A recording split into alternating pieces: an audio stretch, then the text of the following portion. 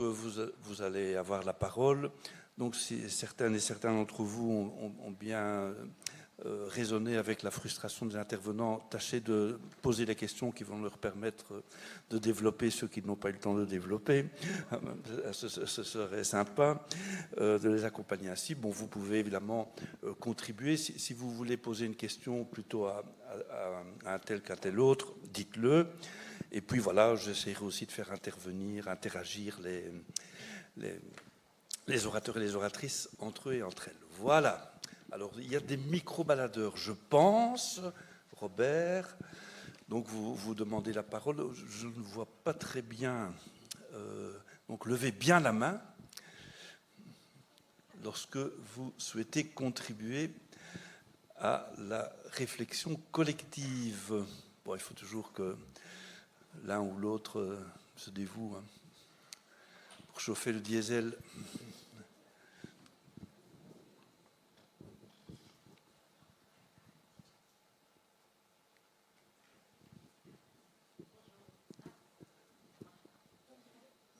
Ça devrait marcher. Hein.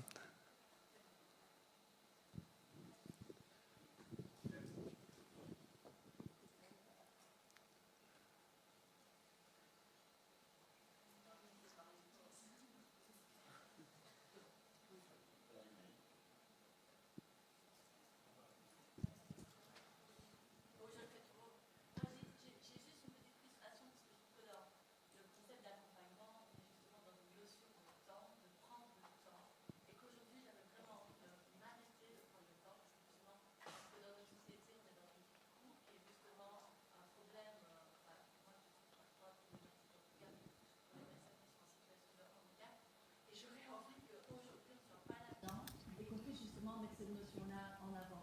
Donc c'est vrai que j'ai pas envie de me retrouver aujourd'hui dans un TGV où on ne s'arrête pas, quoi. Donc si on pouvait garder en tête cette notion du temps qui fait partie de notre pratique au quotidien. Question de rythme et de vitesse. Merci pour cette critique. Est-ce que quelqu'un veut... C'est juste ça qu'on...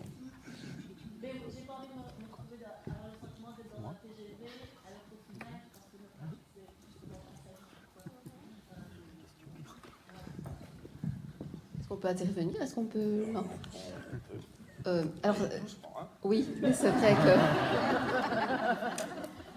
j'essaie de donner un maximum d'informations et j'ai déjà enlevé pas mal de choses. Mais j'entends bien ce que tu dis, prendre le temps. Or, ce qu'on constate, c'est de plus en plus, au jour d'aujourd'hui, des politiques d'activation, de responsabilisation. On est dans un état social actif, voire même coercitif, j'ai envie de dire, si je me rappelle ce que j'ai vu avec Abraham Franzen. Alors, je me dis, mais comment faire alors pour pouvoir à la fois déployer son travail, faire reconnaître ce travail, défendre ce travail, et aussi ne pas mettre la personne en difficulté. Enfin voilà, je me dis, ça peut être un débat. Hein. Moi, j'ai pas la solution. Je constate juste que c'est une machine qui prend de plus en plus de la vitesse. Et moi, je me disais notamment, est-ce qu'on accompagne aujourd'hui comme il y a 20 ans quand j'entends les retours de collègues, quand j'entends le retour d'étudiants, je me dis, mais il faut vraiment déployer des stratégies de plus en plus importantes. C'est pour ça que moi, j'avais envie de parler des différentes méthodologies, parce que ça va amener quand même aussi des solutions par rapport à cette notion de dégager du temps. Enfin voilà, je ne sais pas, on peut échanger, hein, ce que j'avais envie de dire. Oui. Calmement. Et est-ce que cette exigence de vitesse, elle est imposée par les pouvoirs publics ou elle est simplement intériorisée par les travailleurs? Une question. Moi, je pense qu'elle est imposée. Oui, tu fais intervenir. Dans des situations comme celle-là, que ce soit au niveau du forum, enfin, on est vraiment dans des notions du temps où on va prouver où on doit mettre la personne en expérimentation pour voir effectivement si elle est capable de trouver un emploi ou pas. Et je me dis, nos pratiques d'accompagnement ne sont justement pas celles-là. En tout cas, on essaye de sortir de cette notion de temps, parce qu'effectivement, avec des personnes en situation de handicap, on est dans des plus longues durées pour intégrer les choses, parvenir justement à trouver du sens dans ce qu'on va décider de mettre dans son projet de vie, de quelle manière on va accompagner, vu qu'on est aussi dans une notion de relation. Donc voilà, c'est vrai que si on... C'est ce que j'appelais l'application mûrie des bénéficiaires. Enfin, c'est ce qui me venait quand je réfléchissais à ça. On construit le contenant de l'aide. Hein, le contenant de l'aide est co-construit entre la personne et le travailleur. Et on est vraiment dans une application mûrie qui prend du temps, qui se fait par essai et erreur. On a le droit de se tromper, on a le droit d'accompagner quelqu'un. Ben voilà, où on se dit, oula, c'est dangereux. Et voilà, c'est ça l'accompagnement.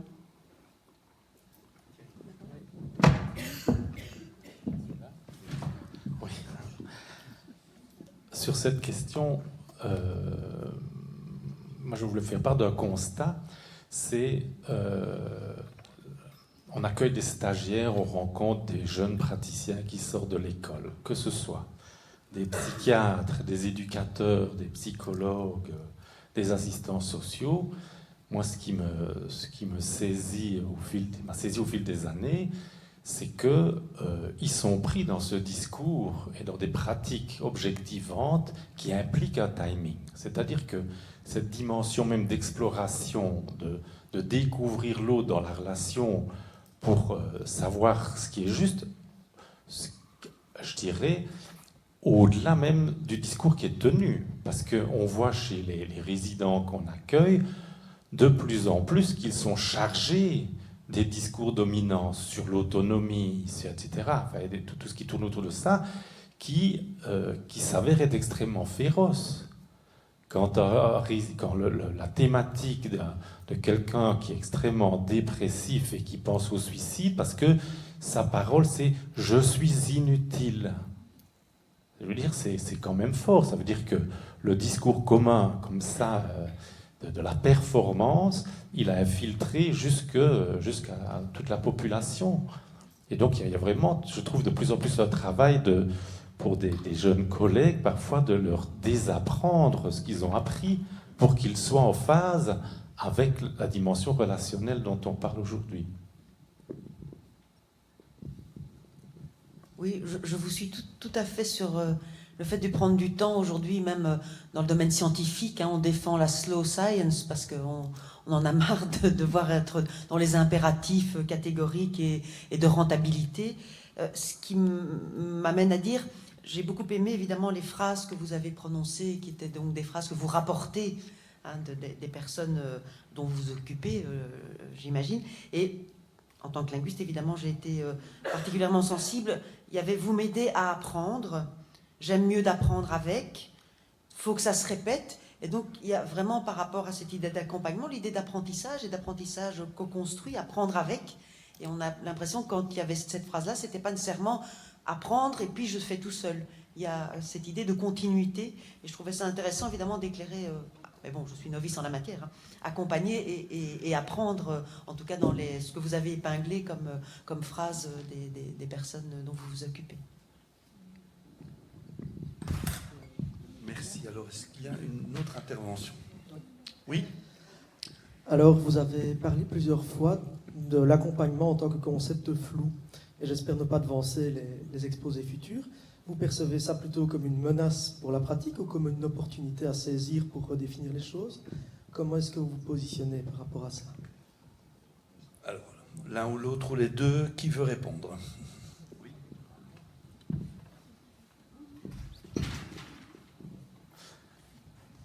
Mais donc, ce qu'on peut espérer, c'est que les définitions d'émission et les modalités de contrôle social ne se cristallisent pas dans quelque chose de tout à fait quantifiable, parce qu'alors là, on ne va plus pouvoir inventer des pratiques singulières et des relations particulières avec chacun de ceux qu'on accompagne.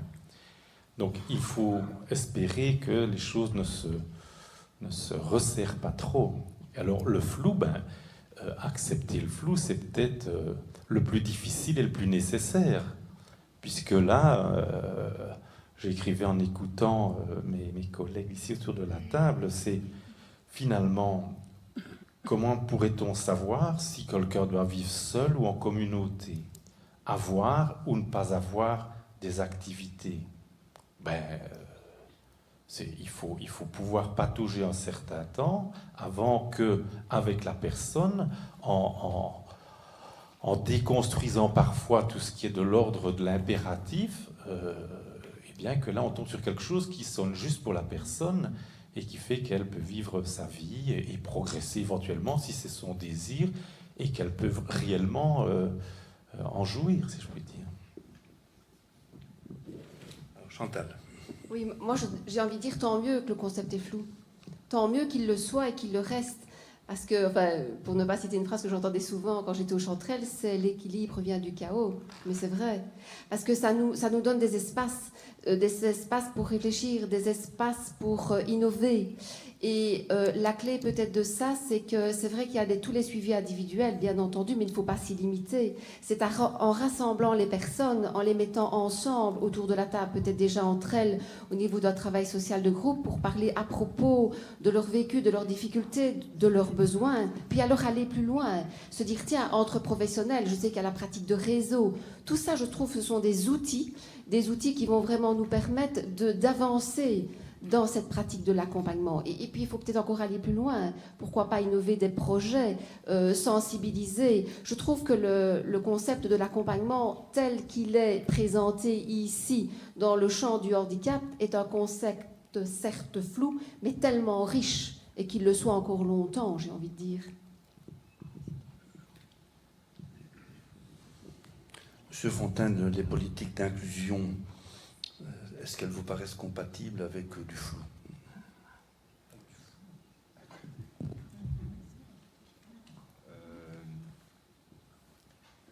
Oui, dans le sens où c'est une construction, c'est une co-construction et que ça fonctionne dans le temps. Donc ça me paraît assez logique que ça parte du flou, puisque c'est pas quelque chose qui est imposé, mais c'est quelque chose qui remonte. Mais par contre, pour faire le lien avec la question précédente, une chose est sûre, c'est que ça prend énormément de temps et que toutes ces politiques d'inclusion ne sont pas compatibles, par contre, avec le TGV, ne sont pas compatibles avec les exigences de rapidité. Et pour reprendre un petit peu des exemples de discours managérial, l'inclusion, ce n'est évidemment pas rentable. Donc il faut sortir de cette idée.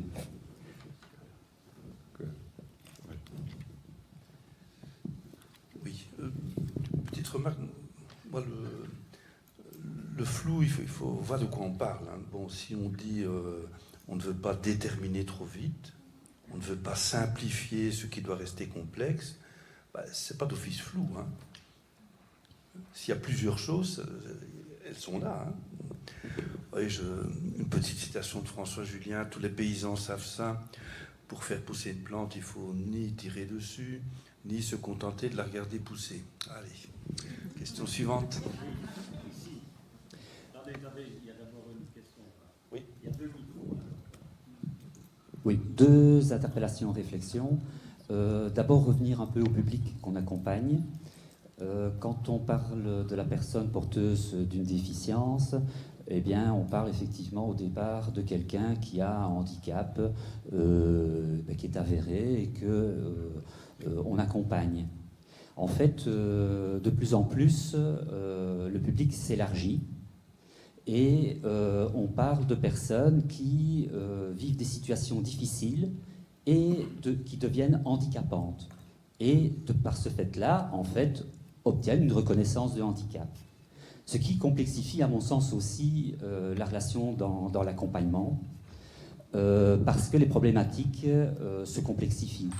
On est confronté à des personnes qui se retrouvent en situation de vie dans la rue, qui se retrouvent confrontées à des assuétudes qui les ont amenés à devenir handicapés. Et donc, voilà, on peut prendre aussi cette notion du handicap par deux biais différents. Ça, c'est une première réflexion. La deuxième, en fait, qui s'y relie, était votre interpellation sur la juste distance. Et moi, ça, en fait, c'est quelque chose qui m'interpelle énormément à l'heure actuelle, parce que la distance chez les professionnels, c'est quelque chose qu'on entend au quotidien, qui prend une ampleur extraordinaire, dans le sens où ça me donne l'impression que les travailleurs sociaux ont besoin de plus en plus de se protéger par rapport aux difficultés qu'ils rencontrent dans les accompagnements. Et donc, moi, j'aurais plutôt tendance à avoir envie de parler de juste présence plutôt que de juste distance.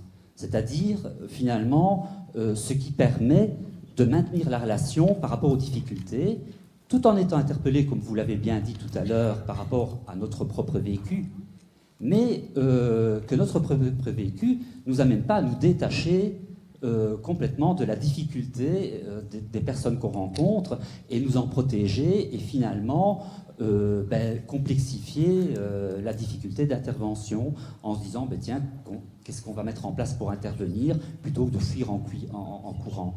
Et ça, moi, je dois bien dire que c'est quelque chose qui m'irrite quand même énormément dans le travail, parce qu'une des difficultés que moi je rencontre n'est pas nécessairement d'accompagner les personnes, mais de collaborer avec le réseau dont vous avez parlé, et tous ces intervenants qui rétrécissent leur mandat, qui se cachent derrière leur mandat, et donc, voilà, avec qui il devient difficile de collaborer.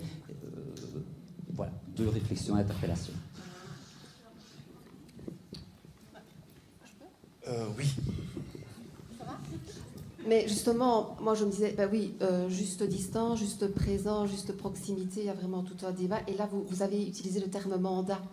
Et c'est vrai que c'est vraiment important de se dire, mais finalement, là, je suis face à des bénéficiaires, il y a mon mandat professionnel, mon mandat organisationnel, mon mandat social, et tout ça, je trouve, nécessite une réflexion pour réfléchir justement à sa juste place. Mais pas plus tard que hier, non, avant-hier, on donnait cours en travail social individuel, justement. Et avec mon collègue, M. Mossou, on parlait de la relation d'aide. Et derrière cette relation d'aide, pour parler de la distance professionnelle, on a mis relation d'être, dans le sens être avec, être là. Et donc se laisser aussi interroger par rapport à, voilà, qui on a envie d'être en tant que travailleur social.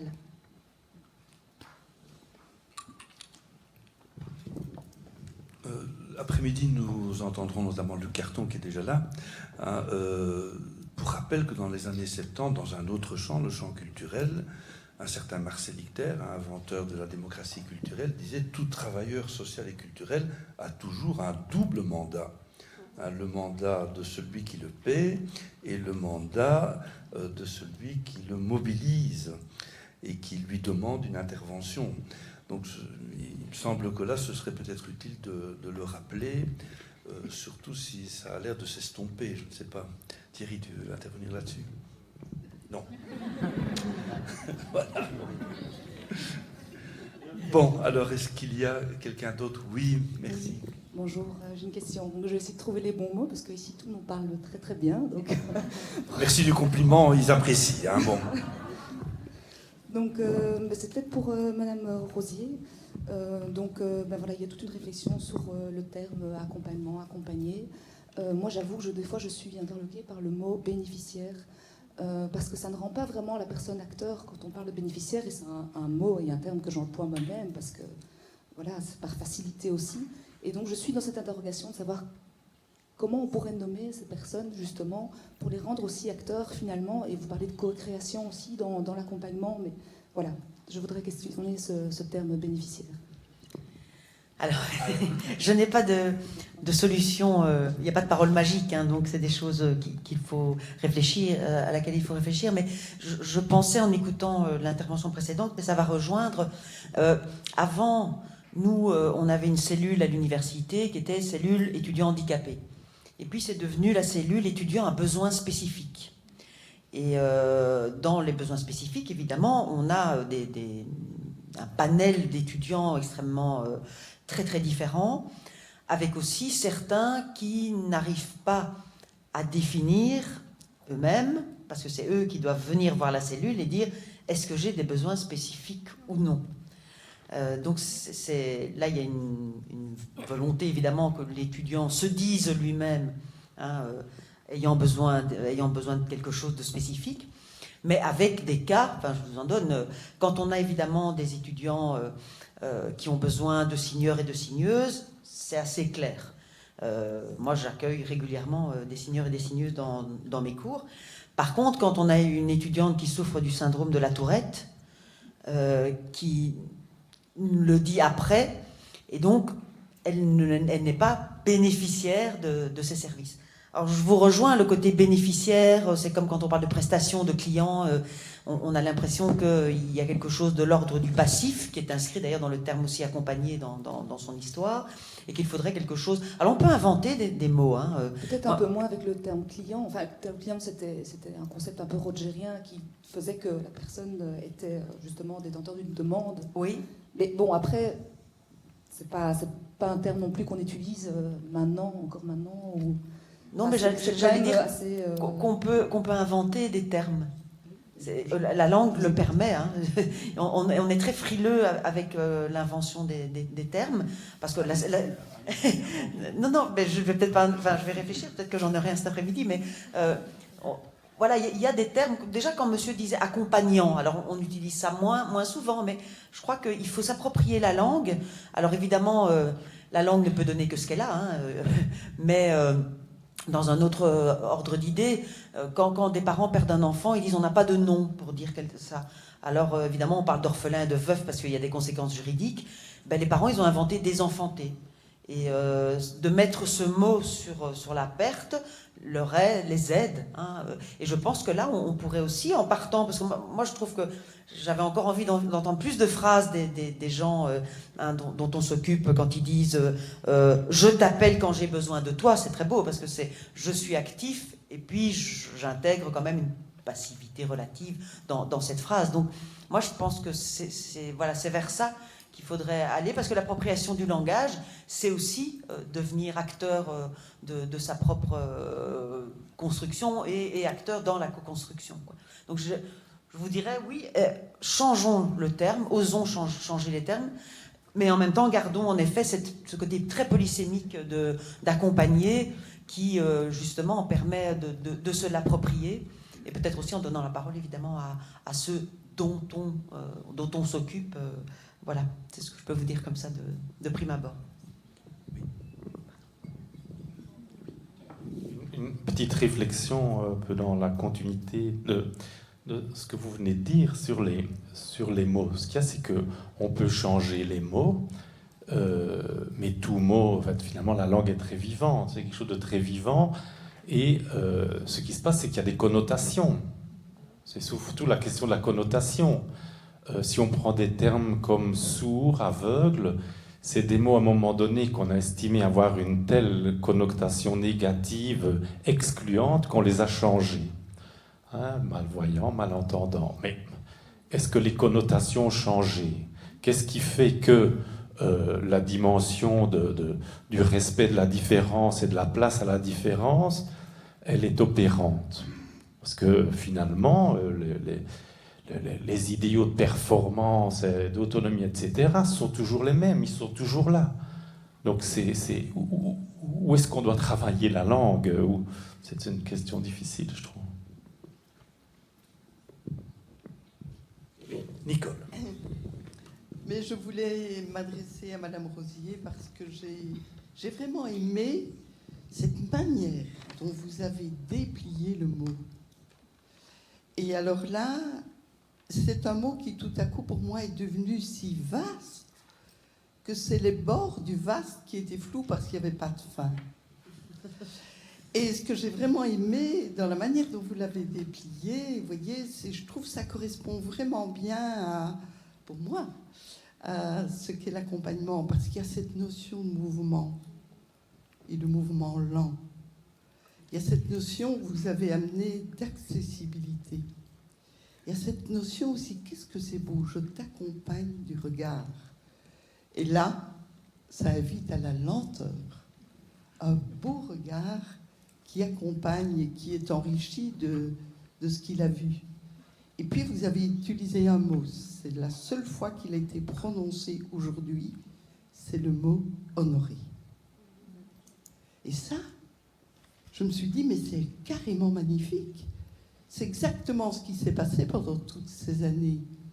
On a honoré les personnes et on a reçu leur honneur en retour. Et ça, je n'avais jamais imaginé qu'au cœur du mot accompagnement, il y avait honoré.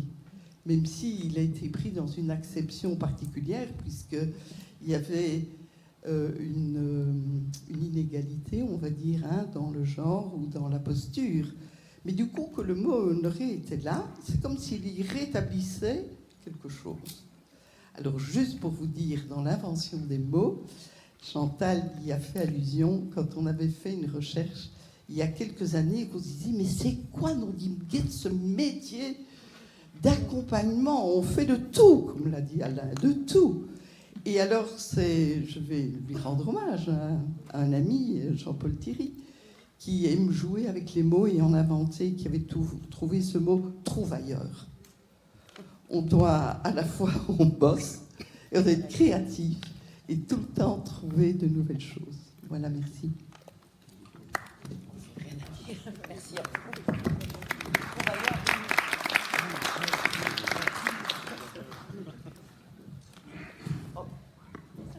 Vous savez, je n'ai fait que lire le dictionnaire et le décoder, mais c'est vrai que je lis le dictionnaire avec l'idée de l'analyser, parce que est-ce que le dictionnaire rend compte de la besogne des mots ou est-ce qu'il nous dit ce qu'il faut dire? C'est évidemment entre les deux. Moi, je regarde plutôt, en effet, les usages, la manière dont les mots sont utilisés, et il me semblait tout de suite, mais ça, je pense que c'est en discutant aussi... avant de participer à ce colloque, que la question des valeurs, et ça, le terme valeur a été plusieurs fois mis en avant. Et donc, pour moi, je me disais, il fallait que je trouve évidemment l'espace, le temps, mais ça je ne l'avais pas préalablement, et je me suis dit, ça, c'est important, parce que c'est ce qui peut rassembler. Autant on peut être flou, je pense, sur le terme et les actions, autant il me semble que sur les valeurs, là, il ne faut pas être flou, il faut être plutôt catégorique. En effet. Oui. Oui. Bonjour. Oui. Mais moi, c'est une petite observation, une petite remarque qui débouche sur une question à laquelle je n'ai pas la réponse, mais ça rejoint un petit peu la nomination de nos compagnons de route, qu'on les appelle bénéficiaires ou clients, enfin, je ne sais pas. Moi, il y a un flou déjà qui subsiste quand j'explore un petit peu les autres services d'accompagnement, les autres collègues. C'est déjà comment on nomme nos bénéficiaires. Je vais utiliser ce mot parce que voilà, c'est celui qu'on a coutume d'utiliser. Donc, bien souvent, c'est celui de la personne handicapée. Donc, on travaille autour de la personne handicapée ou alors personne porteuse d'une déficience ou personne porteuse d'un handicap. Là, une petite notion différente de la première nomination, ou alors il y a la notion de personne en situation de handicap. Donc, c'est des nominations différentes comme ça, qui n'ont peut-être l'air de rien, qui passent peut-être inaperçues lorsque les services se présentent. Mais moi, je me dis, est-ce que ça ne renvoie pas non plus, et peut-être même inconsciemment, d'une certaine manière, d'un point de vue social, à une conception du handicap. Donc je rejoignais un petit peu Monsieur Fontaine lorsqu'il parlait effectivement changement de culture entre insertion, intégration, inclusion, qui sont quand même deux approches différentes du handicap. Et donc c'est un flou déjà que de repérer les petites distinctions. C'est un flou déjà que de repérer peut-être les cultures sous-jacentes qui déterminent ces nominations. La question que je me pose, est-ce que vraiment tous les professionnels, surtout lorsqu'on entre en réseau, ont peut-être conscience de ce qui détermine en tout cas ces nominations, de ces cultures implicites et qui rendent effectivement même le travail en réseau parfois compliqué, parce que parfois on n'utilise pas les mêmes notions, les mêmes référents, en tout cas théoriques ou conceptuels ou culturels. J'avais une petite réponse immédiate, parce que je pense que personne en situation de handicap a été pensé, mais peut-être que je me trompe, avec le terme d'intégration. Alors que la question que vous posez qui est juste, parce que est-ce qu'on ne dilue pas à ce moment-là le handicap? Une société inclusive, enfin, tu me diras si je me trompe, mais au contraire, il y a une volonté, enfin on le voit parce que l'inclusion, elle est du côté aussi du genre, du côté des afrodescendants, donc, et du côté en effet des personnes porteurs de handicap, comme on dit aujourd'hui.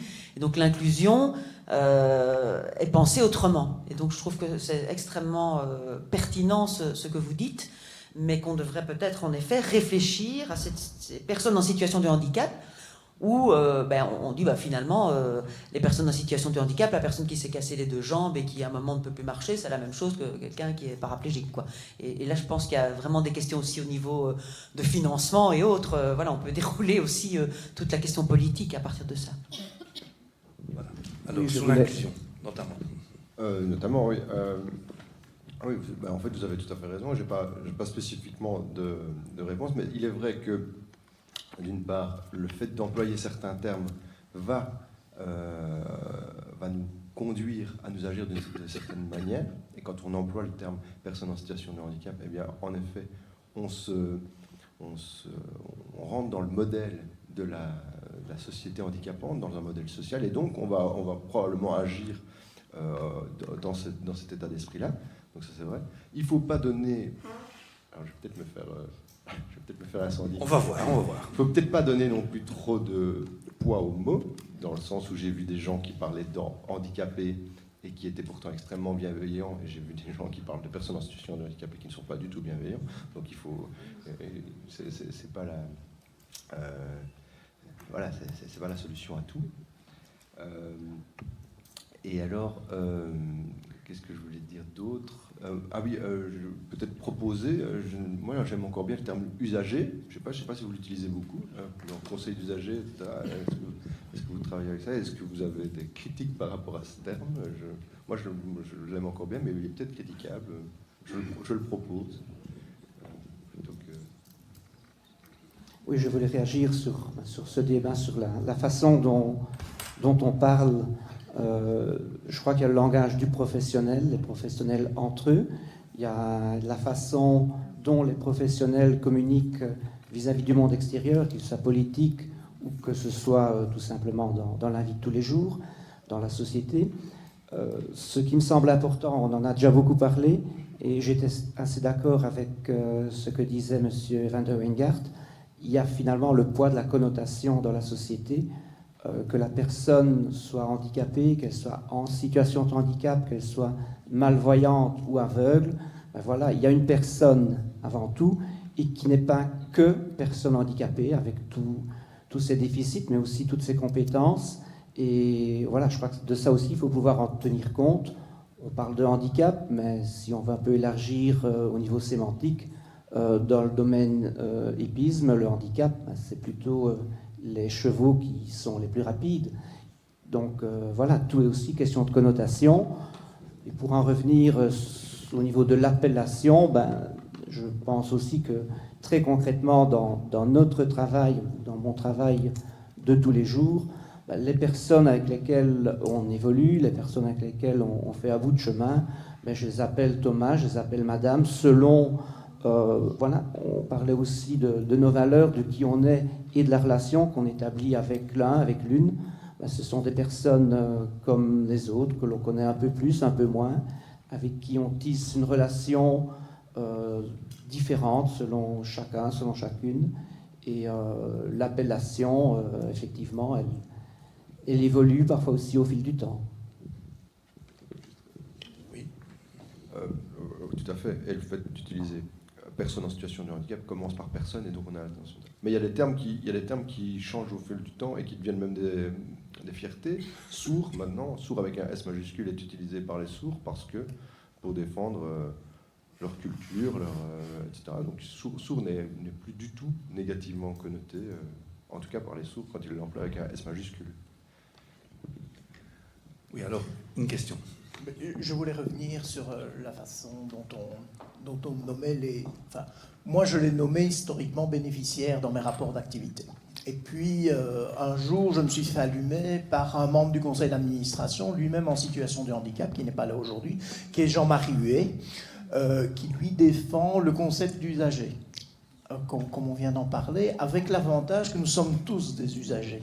Nous ne sommes pas des bénéficiaires, par exemple, de la SNCB, mais on peut être un usager de la SNCB. Je trouve que la notion d'usager, elle est assez égalitaire et ne porte pas de discrimination.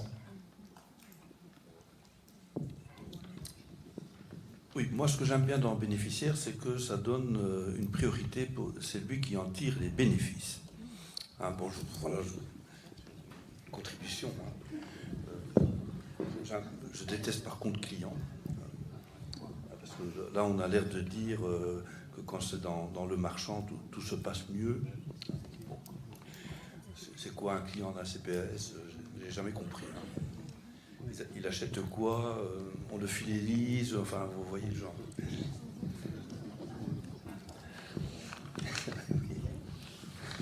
Après, on le lui reprochera, on dira qu'il est assisté, bien entendu. Nicole. Je voulais faire un petit échange avec M. Fontaine, parce que j'ai été aussi fort sensible à tout ce que vous avez dit autour du côté invisible.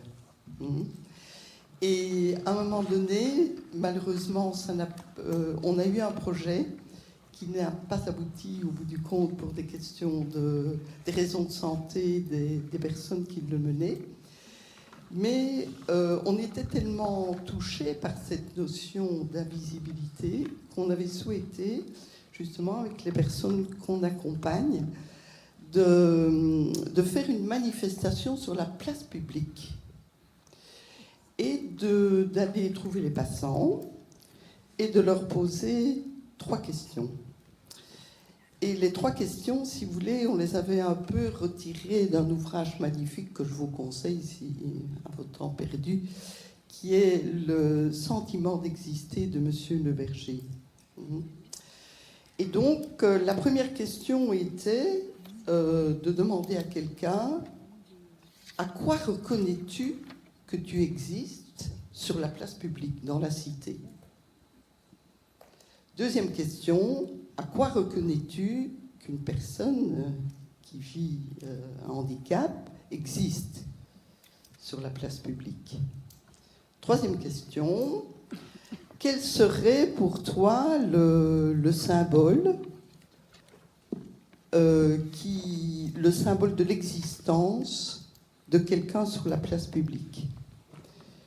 Et quatrième question: quelle serait la phrase que tu aurais envie de dire à l'autre pour qu'il existe sur la place publique? Et on a préparé ça avec les personnes. C'était carrément génial, n'est-ce pas, Flo?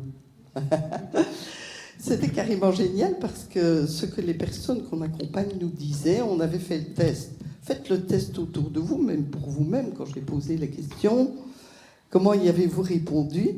C'était vraiment très intéressant. Je me dis, peut-être on peut relancer un projet comme ça, et je vois qu'il y a un homme qui serait un partenaire remarquable.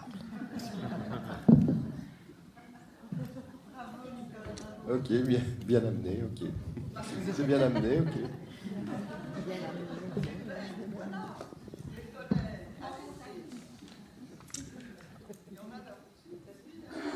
Alors, est-ce qu'on a encore une intervention?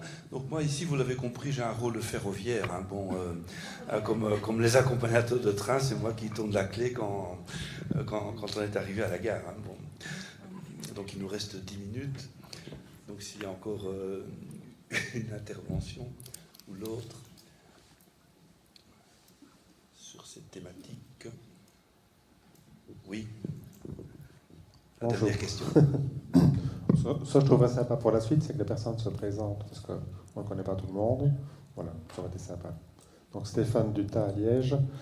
Je suis venu à la journée un petit peu fâché, parce que personnellement, le osons la relation, c'est quelque chose qui, personnellement, ça me gonfle un peu. Je trouve personnellement, ça aurait été chouette, par exemple, d'intituler Osons la relation d'accompagnement.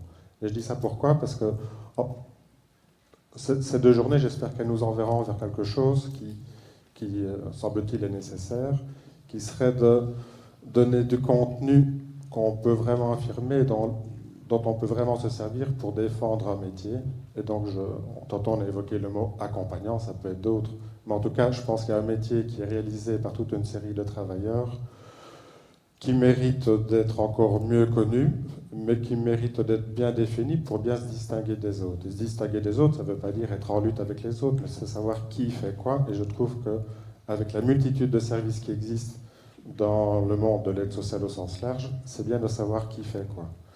Et donc, ce que je voulais peut-être dire, pour être un peu plus précis, c'est qu'il faudrait au moins distinguer 2 choses, qui est une démarche qu'on pourrait dire d'accompagnement et le métier de travailleur social en service d'accompagnement ou le métier d'accompagnant.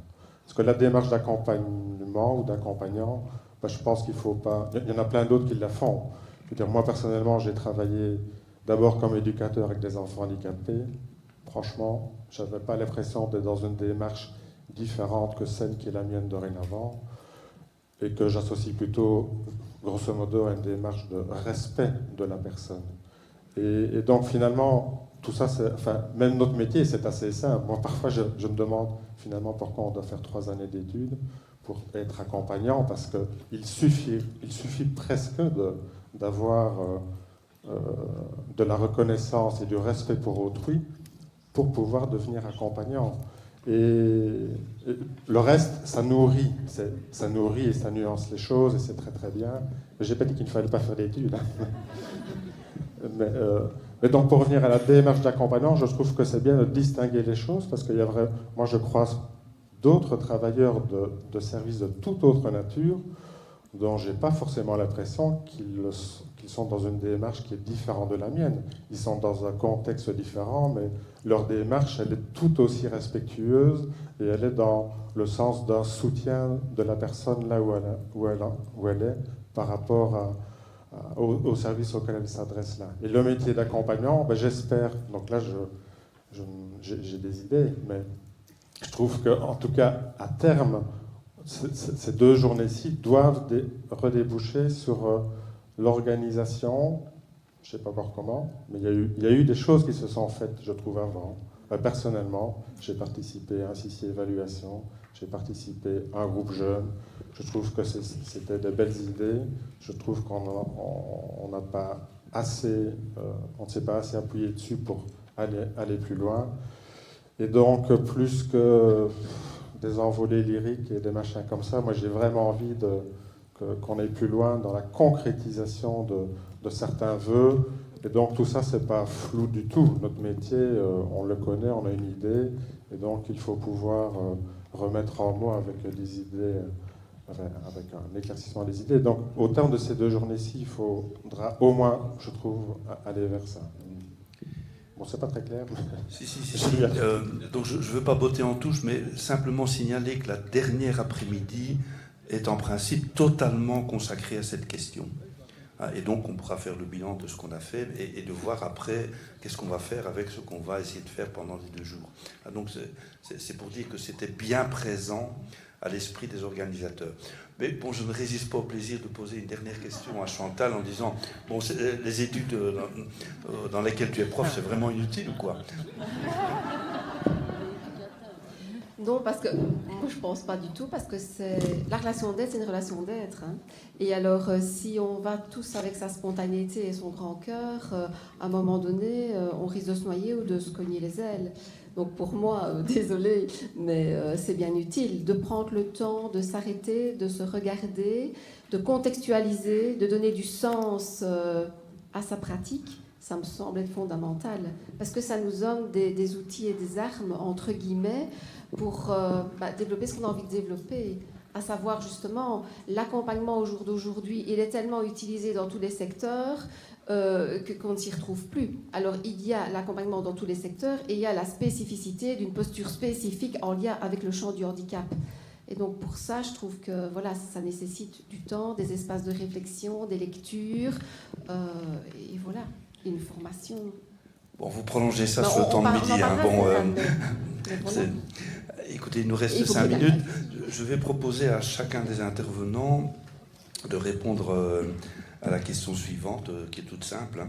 Compte tenu de ce que vous venez d'entendre pendant cette matinée, qu'aimeriez-vous que l'on retint de votre présence parmi nous ce matin? Facile, hein?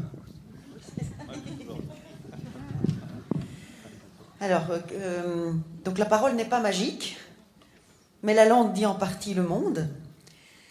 Et puis quand même, pourquoi n'aurait-on pas droit au lyrisme?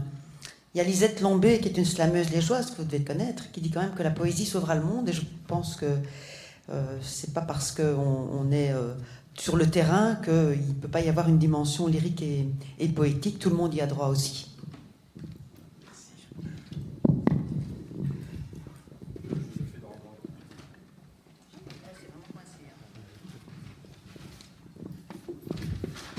Donc je ne vois vraiment pas quoi répondre à votre question, mais je veux dire quelques mots à partir de tout le débat sur les noms usagers, bénéficiaires, clients, etc.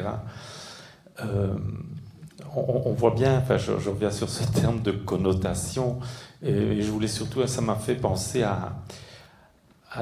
au discours contradictoire auquel on est confronté, de la part, je pense, des pouvoirs publics et de l'évolution de notre société. Et je crois un cas très précis, c'est autour d'une volonté de remise au travail des personnes relevant de la santé mentale, des personnes considérées comme handicapées, liées à la santé mentale. Et donc, il y a quelques années, je pense que c'était avant 2010, il y avait eu comme ça des subsides massivement octroyés à des équipes qui étaient prêtes à remettre au travail des gens, mais ils devaient réaliser, faire leurs preuves sur 2 ans. Et donc, au terme, les résultats étant lamentables, on leur a supprimé leurs subsides. Mais je sais que ça revient. Donc, dans les grands messes organisées au SPF Santé, on va chercher des équipes qui font la preuve de la possibilité. Donc, il y a ce discours qui est extrêmement volontariste et qui est pour moi une fumisterie, surtout au regard un peu du monde du travail, où quand même l'idéal c'est le robot. C'est le robot, alors que là, ce sont des gens en tout cas dans le secteur que je travaille, mais je pense pour tous, c'est ce qui se dit aujourd'hui, c'est comment est-ce qu'on fait lien social avec la particularité de tous ces gens qu'on accompagne. Voilà. Merci. Sébastien. Juste pour conclure, je dirais que j'ai été vraiment très content d'échanger avec vous dans ce colloque, et que si je peux avoir un souhait, c'est que à la prochaine fois, j'espère ne pas être là, en tout cas ne pas être ici, mais être à votre place, et que la moitié des interventions soient des interventions d'usagers et de personnes en situation de handicap. Rendez-vous est pris, invitation sera faite. Oui, vraiment, je te rejoins aussi à ce niveau-là. Moi, ce que j'aurais envie de vous faire passer comme message, et que je fais passer aussi aux étudiants qui ont quand même une formation, c'est cette posture d'être veilleur et des veilleurs. Et donc vraiment, veilleur dans le sens, entre guillemets, cheminer avec, respecter au nom de votre philosophie d'action, mais surtout une posture des veilleurs. Et gardez peut-être en tête des 2 questions que je n'ai pas su vraiment développer, mais comment permettre à ces personnes qui sont porteuses de handicap, j'ai un collègue qui me dit j'ai horreur de ce terme-là quand tu donnes ton cours, parce que c'est comme si elles portaient leur handicap, donc c'est vraiment pas chouette. En tout cas, comment permettre aux personnes handicapées de définir avec nous, le citoyen, des conditions de leur accompagnement dans notre société. Nous, le citoyen, nous, l'intervenant social. Et puis alors vraiment quelque chose qui, moi, m'interpelle de plus en plus, c'est les repères pour rester en éveil face à la mutation de notre travail social, où on va vraiment vers un état social coercitif. Voilà, gardez bien ça comme pierre précieuse, comme je dis à mes étudiants. Voilà, merci beaucoup.